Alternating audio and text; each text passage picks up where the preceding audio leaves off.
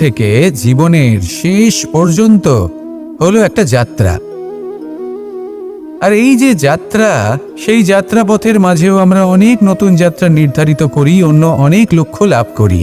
এবার প্রশ্ন হলো যে লক্ষ্য বেশি গুরুত্বপূর্ণ নাকি যাত্রা? কেউ বলবে লক্ষ্য বেশি গুরুত্বপূর্ণ, কারণ তার জন্যই আমরা এই যাত্রা স্থির করি।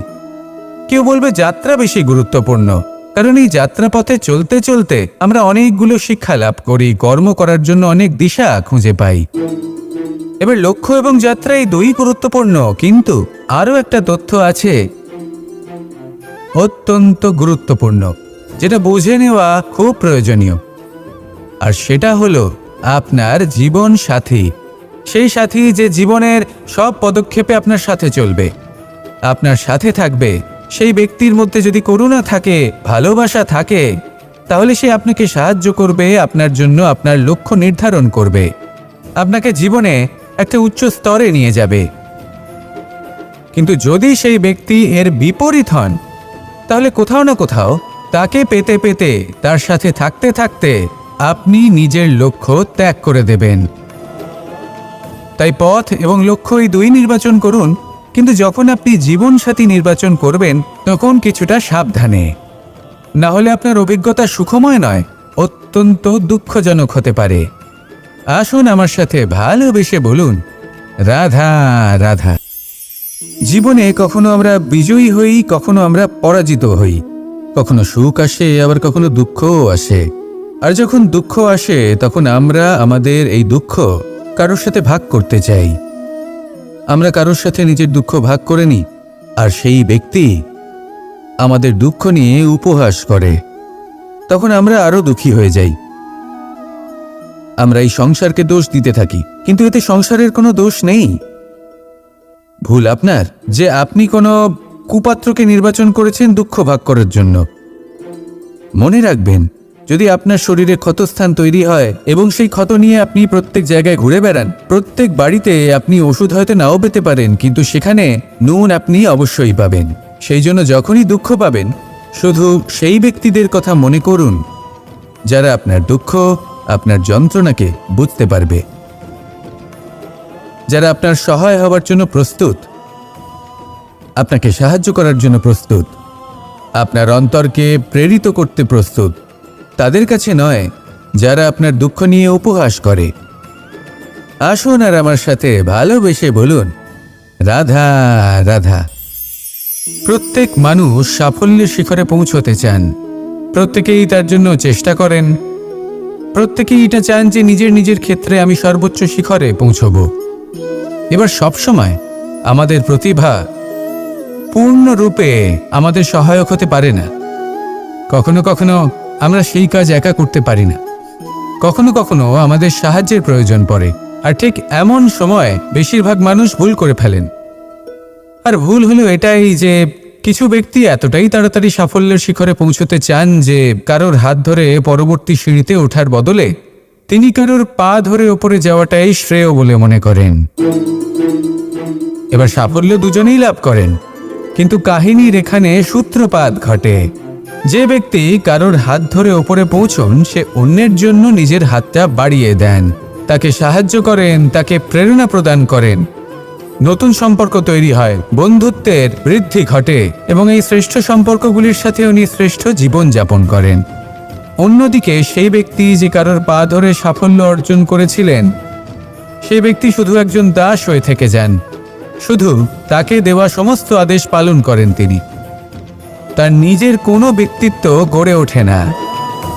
সেই জন্য আপনি যখনই সাফল্যের পথে অগ্রসর হচ্ছেন, তখন পথ নির্বাচন সঠিকভাবে করুন, কারণ সাফল্যের ঊর্ধ্বেও একটি অন্য জীবন আছে। আসুন আমার সাথে ভালোবেসে বলুন, রাধা রাধা।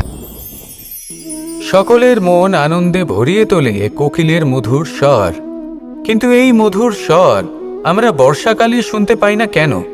তার কারণ কিন্তু এটা নয় যে বর্ষাকালে কোকিল অসুস্থ থাকে, তা নয়।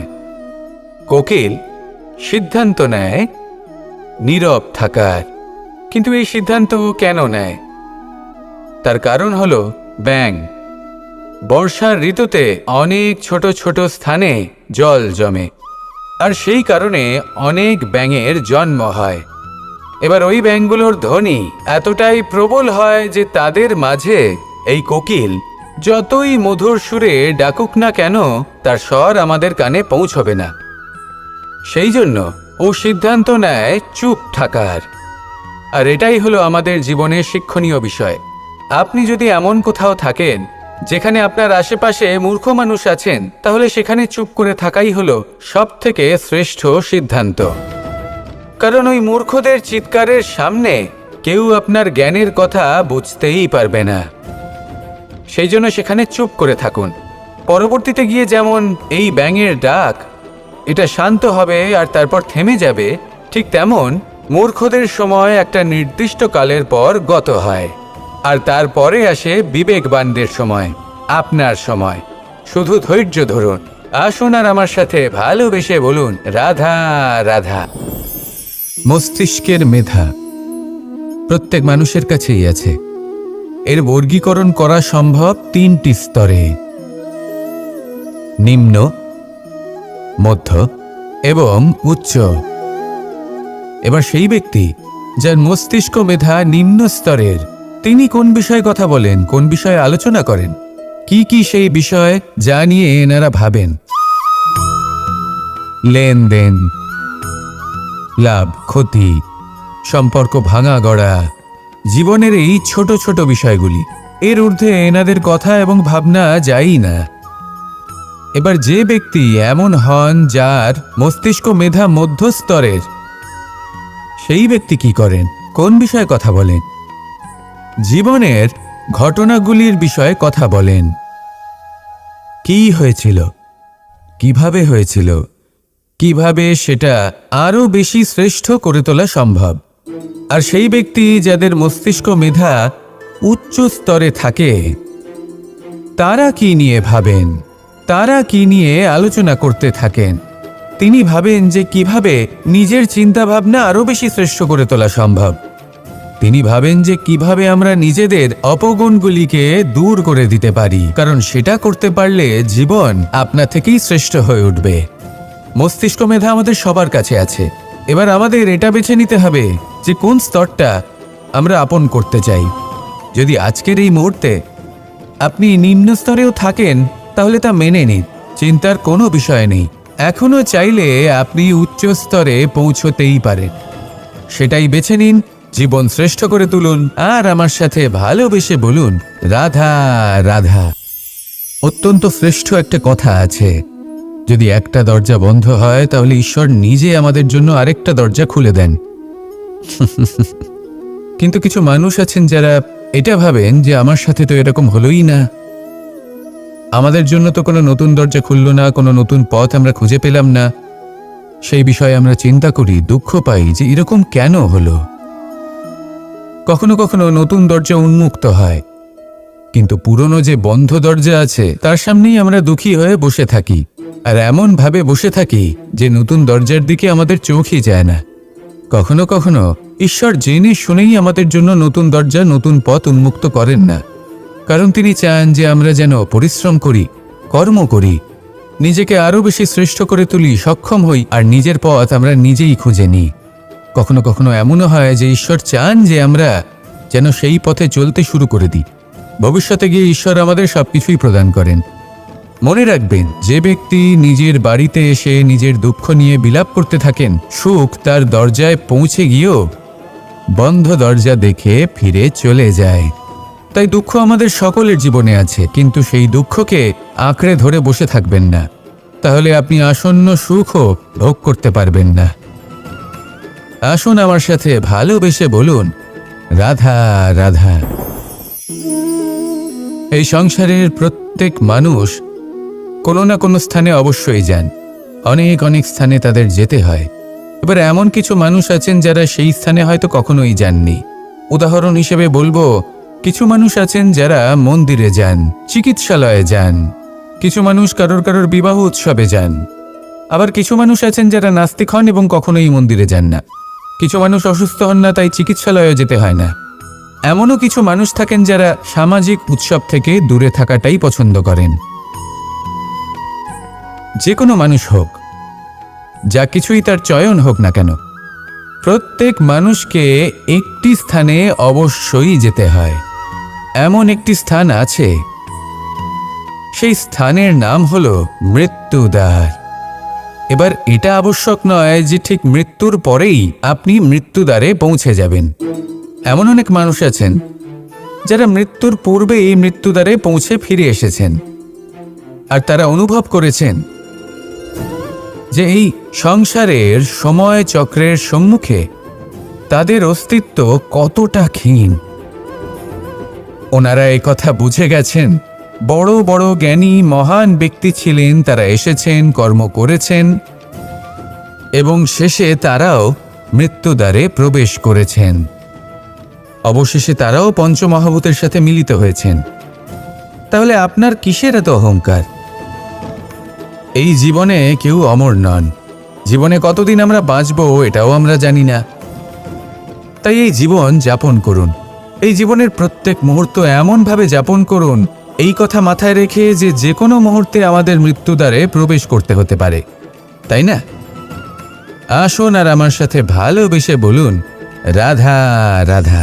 কথা মানুষের পাওয়া সবচেয়ে অদ্ভুত উপহার। এই কথাই মানুষকে এই সংসারের সমস্ত প্রাণীর থেকে ভিন্ন করে তোলে, সংসারের সবচেয়ে উপরে নিয়ে যায়। এই কথার কারণেই আমরা একে অপরের সাথে ভাব আদান প্রদান করি। আমি আমার মনের ভাবনা অন্য কাউকে ব্যক্ত করতে পারি, অন্য কেউ তাদের ভাবনা আমাকে ব্যক্ত করতে পারে। এই কথাই আমাদের সবচেয়ে বড় ঢাল।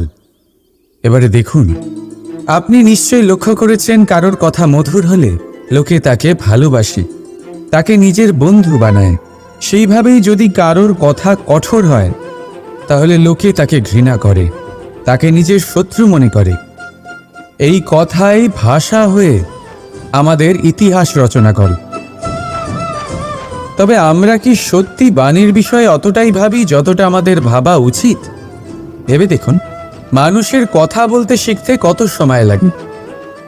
কোনো বালক 1.5 বছর বয়সে কথা বলতে শেখে, কেউ 2 বছরে, কেউ 3। এবার দেখুন, মানুষ 1.5 বছর বয়সে কথা বলতে শিখে গেলেও তার কি বলা উচিত এটা সারা জীবনেও শিখতে পারে না। এর উপরে মনোনিবেশ করুন, এটা বোঝবার চেষ্টা করুন কি বলা উচিত।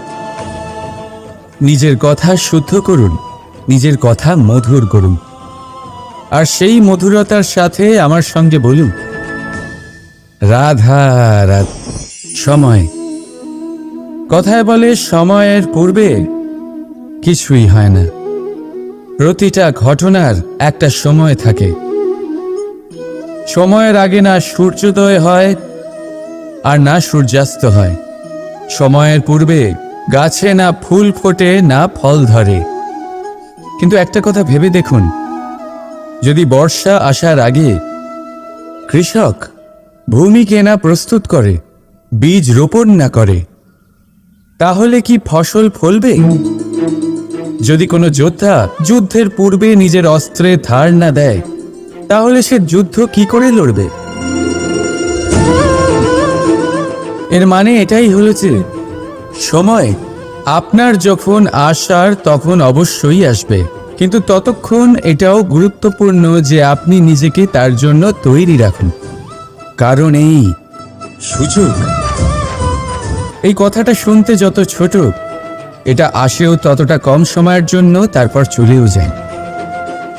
এবার যদি সুযোগ আপনার হাতে আসে আর আপনি তার জন্য তৈরি না থাকেন, তাহলে আপনি সাফল্য কি করে পাবেন? তাই আপনি সঠিক সময়ের জন্য অপেক্ষা করুন, সেই সুযোগের জন্য অপেক্ষা করুন, কিন্তু ততক্ষণ নিজের চেষ্টার দ্বারা নিজেকে আরো সক্ষম করে তুলুন, কারণ সাফল্য আপনার জন্য অপেক্ষা করছে। শুধু আপনি তার জন্য তৈরি থাকুন।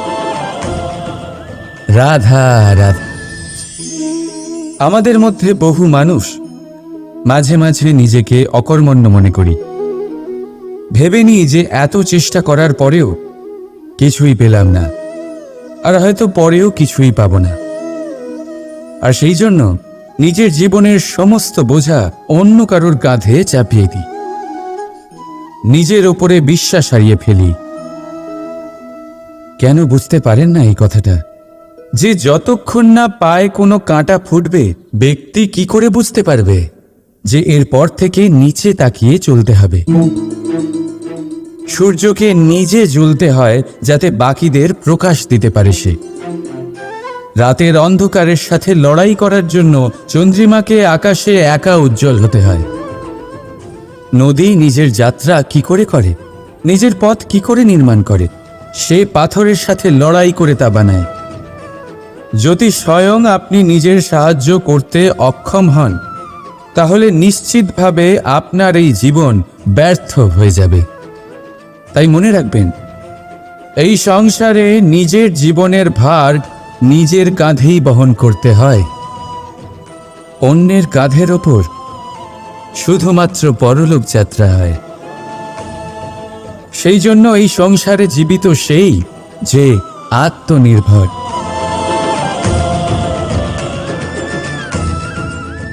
রাধা রাধা।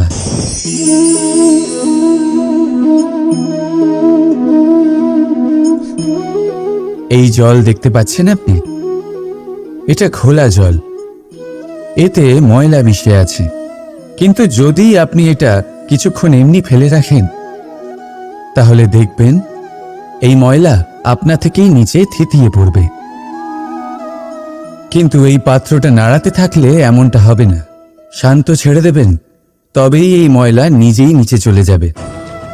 ঠিক সেইভাবেই যখন আমাদের জীবনে কোনো সমস্যা আসে, কোনো অশান্তির সৃষ্টি হয়, তখন উত্তেজিত হয়ে পড়লে, নিজের সংযম হারিয়ে ফেললে আমরা এর সমাধান পাব না। শান্ত থাকলে তখনই সমস্যার সমাধান পাব। তাই মনে রাখবেন, ধৈর্য আর সংযম দ্বারা শান্ত মনে বিচার করলে যত বড়ই সমস্যা হোক না কেন, তার সমাধান আপনি অবশ্যই পাবেন।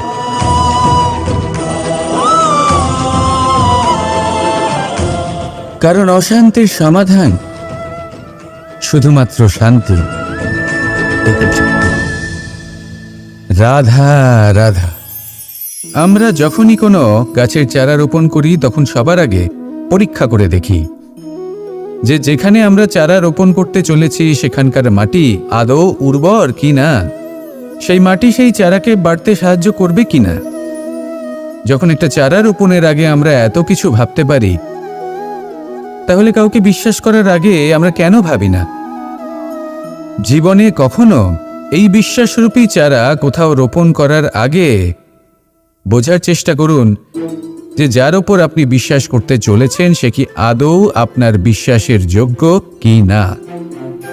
ভেবে দেখুন সেই ব্যক্তি ভবিষ্যতে গিয়ে আপনার বিশ্বাস ভাঙতে পারে কি না। এটাও ভেবে দেখুন যে যাকে আপনি বিশ্বাস করতে চলেছেন তাকে আপনি বিশ্বাস করলে নিজের জীবনের উদ্দেশ্যে আপনি অগ্রসর হতে পারবেন কি না। আর তার জন্য প্রয়োজন সঠিক সিদ্ধান্ত, পরখ করা, কোনটা উচিত কোনটা অনুচিত সেটা বোঝা। আর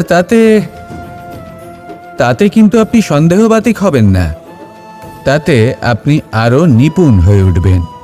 তাই যদি আপনি নিপুণ হয়ে উঠতে চান, তাহলে বোঝার চেষ্টা করুন, পরখ করে দেখুন, কোনটা উচিত কোনটা অনুচিত বুঝুন। আর বিশ্বাস তখনই করুন যখন আপনি 100% নিশ্চিত হবেন যে সে বিশ্বাসের যোগ্য। আসুন আমার সাথে ভালোবেসে বলুন, রাধা রাধা। আজ আপনাকে একটা গল্প শোনাচ্ছি। একদিন এক ব্যক্তি নিজের দ্বারে লিখে দিলেন, আজ আমি ভীষণ দুঃখী, আজ আমার সাথে কেউ দেখা করতে আসবেন না।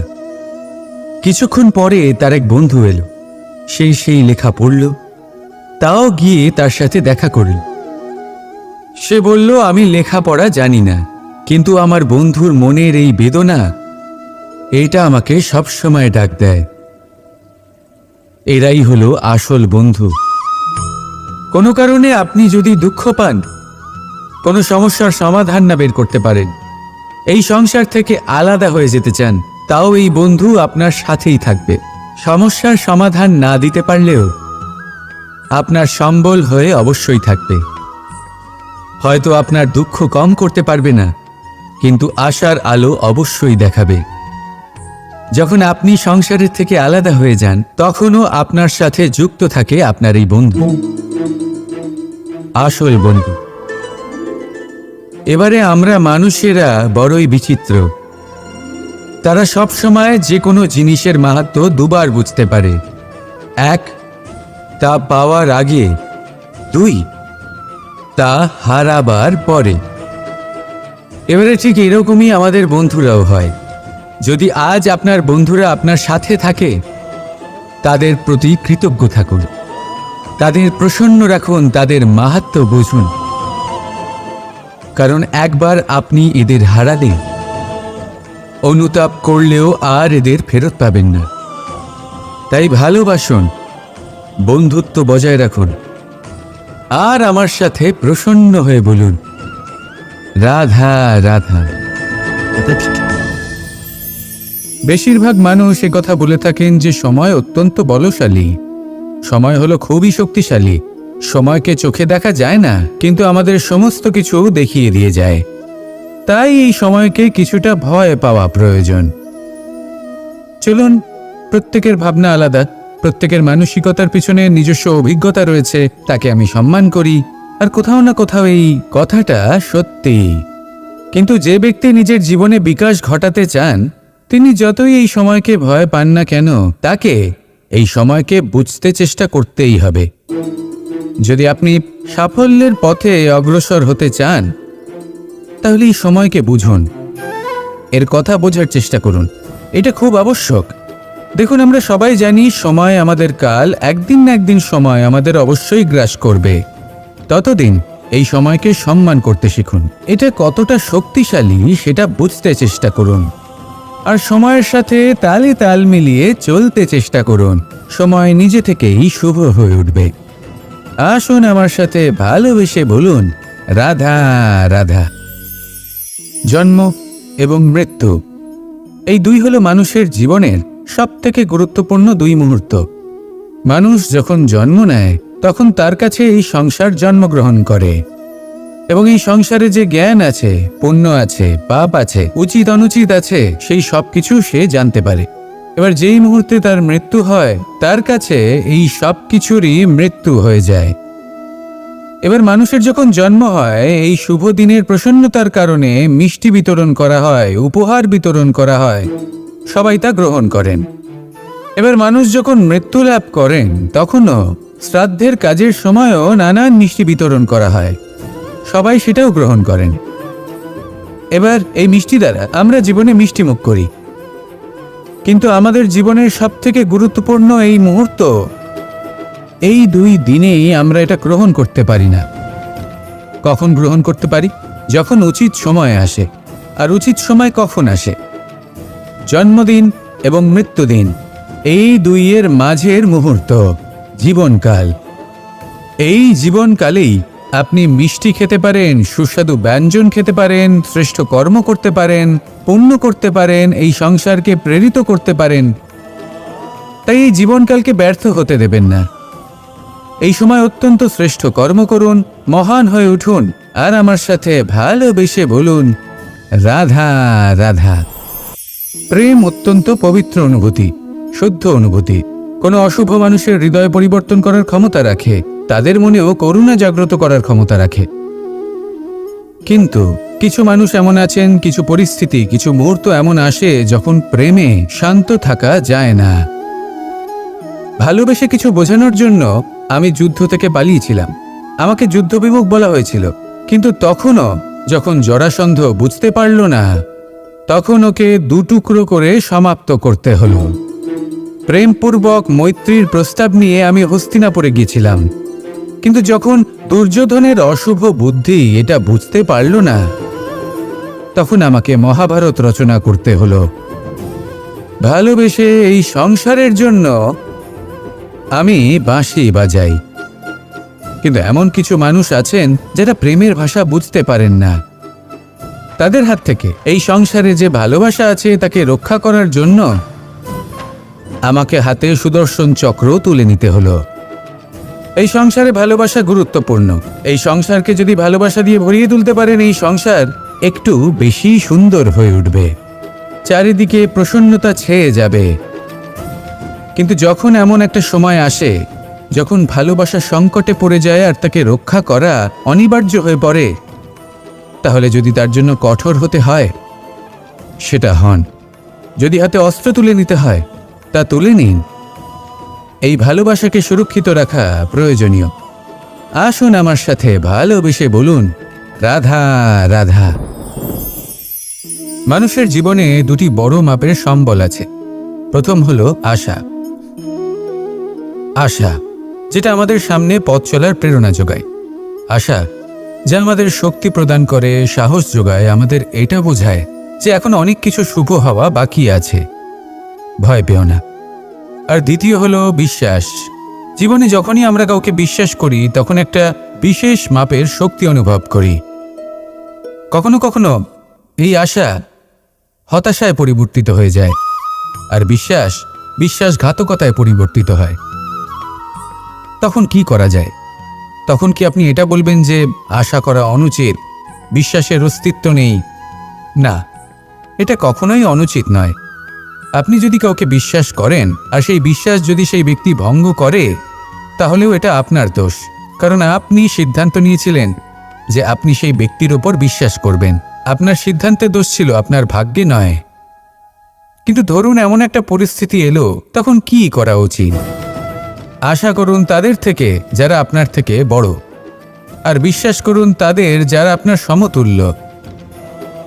আশা করতে হলে ঈশ্বরের কাছে করুন যে আমি জীবনে যা কিছুই করছি, যে কর্ম করছি, যাকে বিশ্বাস করছি, তারা আমার সাথে যেন কোনো অনুচিত না করেন।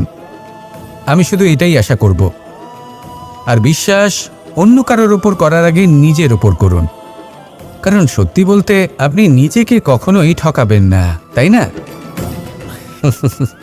আসুন আমার সাথে ভালোবেসে বলুন, রাধা রাধা।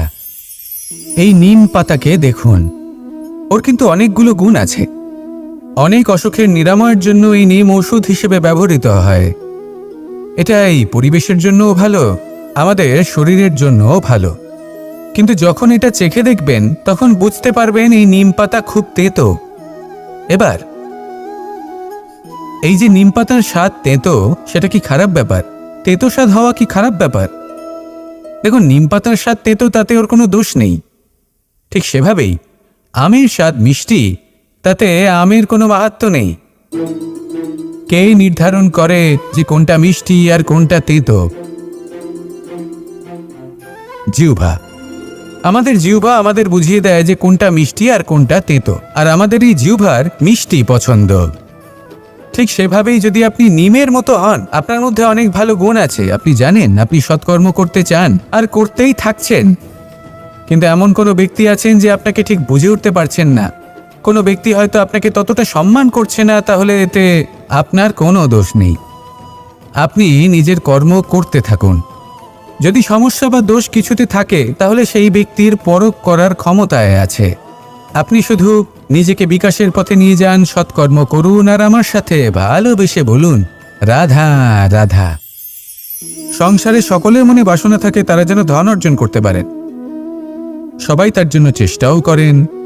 একটি অত্যন্ত ছোট শিশুও যখন সে কোনো উপহার পায়, তার থেকে সে অবশিষ্ট ধন সঞ্চয় করতে চেষ্টা করে, কারণ আমরা ভাবি যে সংগ্রহ করলে আমরা ধনী হয়ে উঠতে পারবো, ধনবান হয়ে উঠতে পারবো। এবার এটাই কিন্তু গুণের ক্ষেত্রেও প্রযোজ্য। যদি আপনারা জীবনে গুণবান হতে চান, তবে সংগ্রহ করার কোনো প্রশ্নই নেই। আপনাকে শুধু সম্পত্তি খরচ করতে হবে। আমি ধনের কথা বলছি না, আমি সংসারের সবথেকে মূল্যবান সম্পত্তির কথা বলছি, সেটা হলো সময়। গুণবান হওয়ার জন্য আপনাকে শুধু সময় খরচ করতে হবে, অর্থাৎ প্রত্যেক মুহূর্তের সদ্ব্যবহার করতে হবে, আর তাও উচিত প্রকারে। যদি এই কাজ আপনি করতে পারেন, তাহলে আপনা থেকেই গুণবান হয়ে উঠবেন। আর একবার যদি গুণবান হয়ে উঠতে পারেন, তাহলে ধনবানও হতে বেশি সময় লাগবে না। সেই জন্য জীবনে গুণ অর্জন করুন, সময়ের সদ্ব্যবহার করুন, আর আমার সাথে ভালোবেসে বলুন, রাধা রাধা। সবাই বলেন, যদি সংসারে কিছু জয় করতে চাও, তাহলে নিজেকেই পথপ্রদর্শক হতে হবে। এই সংসারকে যদি প্রকাশমান করতে চাও, তাহলে প্রদীপের মতো তোমাকেও জ্বলতে হবে। এই কথা অত্যন্ত শ্রেষ্ঠ, কিন্তু প্রদীপের মতো জ্বলার পূর্বে কিছু সাবধানতা অবলম্বন করা প্রয়োজনীয়। কিভাবে?